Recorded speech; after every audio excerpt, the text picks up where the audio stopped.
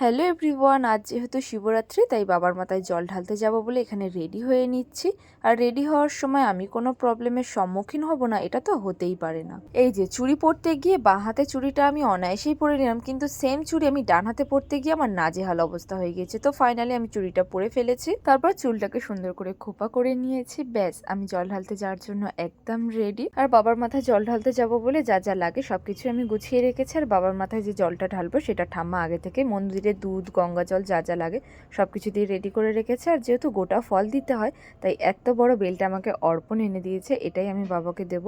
তারপর মন্দিরে চলে এলাম, এসে বাবার মাথায় জল ঢেলে আকন্দের মালা বাবাকে পরিয়ে দিলাম। লাস্টে বাবাকে ধূপ মোমবাতি দেখিয়ে আমি, বোন আর অর্পণ মিলে বেরিয়ে পড়লাম জোড়া মন্দিরে যাব বলে। যেহেতু আগের বছর আমরা বন্ধুরা মিলে সবাই এসেছিলাম জোড়া মন্দিরে জল ঢালতে, তাই এবছর আমি অর্পণকে বলেছিলাম আমাকে যাতে একটু জোড়া মন্দিরে নিয়ে আসে। তারপর এখানে এসে বাবার মাথায় জল ঢেলে বাবাকে প্রণাম করে আবারও বাবার মাথায় জল ঢাললাম, কারণ এখানে জোড়া শিব ঠাকুর আছে তাই আমরা এই জায়গাটাকে জোড়া মন্দির বলেই জানি। তারপর বাইরে বেরিয়ে ধূপ মোমবাতি জেলে, শুনেছি নন্দীর কানে নাকি নিজের মনের কথা বললে সেটা নাকি পূরণ হয়, তাই আমিও নন্দীর কানে নিজের মনের কথা বললাম। তারপর বাড়ি ফিরে দেখি মা অনেক কিছু রান্না করেছে আলুর দম, ফুলকপি আলুর তরকারি, পরোটা, তার সাথে ছিল মিষ্টি। তারপর এইগুলো দিয়েই উপোস ভাঙলাম। তো চলো আজকে এই পর্যন্ত, দেখা হচ্ছে নেক্সট মিনি ব্লগে।